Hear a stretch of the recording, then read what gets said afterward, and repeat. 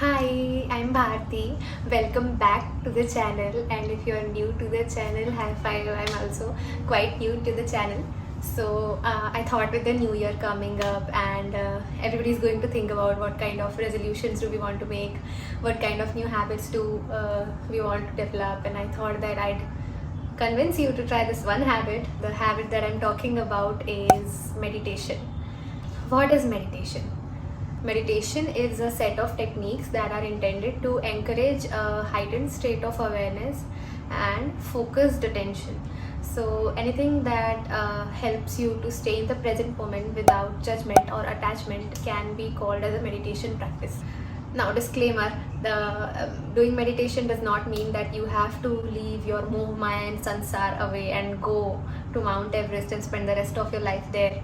It's not. It can be done and will help mature girls like us how to actually meditate. Now, Eastern traditions and Indian traditions have time and again told us the importance of a meditation practice, or dhyan as we call it as in Hindi, but we chose to throw it all away and scroll on Instagram instead. That's on us. But I just want to tell you that there are thousands of different kind of meditations, but I use the simplest of them all. It's called mindfulness meditation. So I usually do it at night before I sleep. You can even do it in the morning. You can do it at any time of the day. If you essentially sit down, close your eyes, focus on one thing, and then you notice when you get distracted, and then you come back to your breath again. Now, I use Headspace app and I would recommend it to everybody. It's a great app. It has all kinds of meditation. You can choose the duration of your meditation. You can choose if you're doing it for sleep, or if you're doing it for stress, or if you're just doing a daily meditation. You can even do group meditations. Now, there's also some kind of workouts and everything in there. There's a lot to explore. If there's one thing that you're going to get yourself on New Year, let it be Headspace. So what you're doing is essentially you are practicing to focus on one thing, right? So it's very obvious that it's going to increase your focus.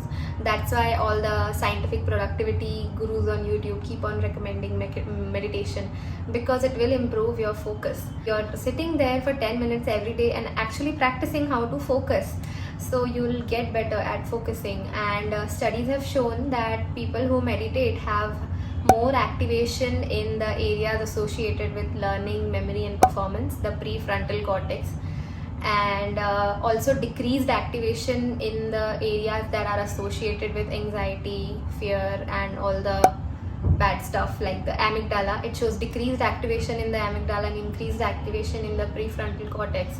So there's actually scientific evidence to show that meditation actually helps, and in the long run it will improve your brain health for the better. Like we do cardio for our heart health, consider it as a small exercise for your brain health. Nerdy fact for the nerdy people like me, studies have also shown that meditation helps in the longevity. Like people who meditate actually live longer, because there's this enzyme called telomerase associated with aging, and meditation leads to the lengthening of that enzyme, so it can actually change you at a DNA level. So that's convincing. The second one that I want to focus more deeply on is the quality of life. Now, I firmly believe that the quality of your life depends on the capacity and flexibility of the nervous system. How happy you'll be in a happy moment depends on how well you're able to let go of the random sad hypothetical scenarios that you have created in your head. How quickly you'll be able to recover from the sad moments also depends on how quickly you will be able to let go of the thoughts in your head that keep saying, why did this happen to me, and accept that, okay, now I need to do this to move on, or do that to get over this. How well you'll be able to do in your exam depends on how well you're able to control the anxiety and panic and stress that comes with academics, as we medicos know, and just focus on your studies without attachment to your results. Everything depends on how well you're able to control your thoughts and emotions. And I think this kind of personal growth is foundational to every other kind of growth in life. Like if you're able to grow personally, then the professional growth is bound to come, your relationships are bound to improve, and everything in life comes second, but you and your relationship with yourself come first. This area is something that meditation will help you immensely with.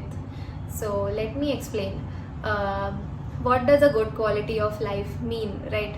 It means being able to enjoy the present moment as much as you can, to experience life fully, and being able to grow simultaneously, right? Not being stuck where you are.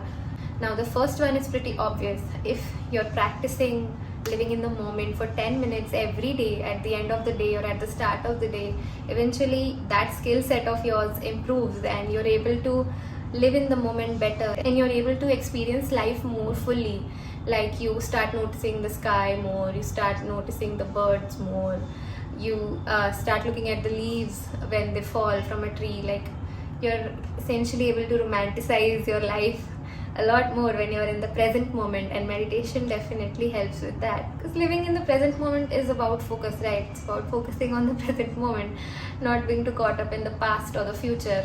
The second one is our ability to grow, right? Everybody has some patterns or habits they're not proud of and which they desperately want to change, and everybody keeps telling us to change them, but nobody tells us exactly how to do it. So I'm going to try to explain. Now, I'm going to take a very simple and relatable example. For example, you have this bad habit of comparing yourself to everybody else on Instagram. There's this influencer that you look at every day and you keep comparing yourself to them. Why is my life not like that? Or why am I not good enough? Why am I not pretty enough? And things like that. It could be anything. And eventually that makes you feel bad about yourself, and you keep on doing this every day without even noticing, and eventually your self-esteem falls, your self-worth falls, and you don't want to even take action to improve yourself. You're just like, meh. But you know you should change this, but you don't know how to change your reaction to something, because the stimulus and the response is so instantaneous that you don't know where to interrupt it.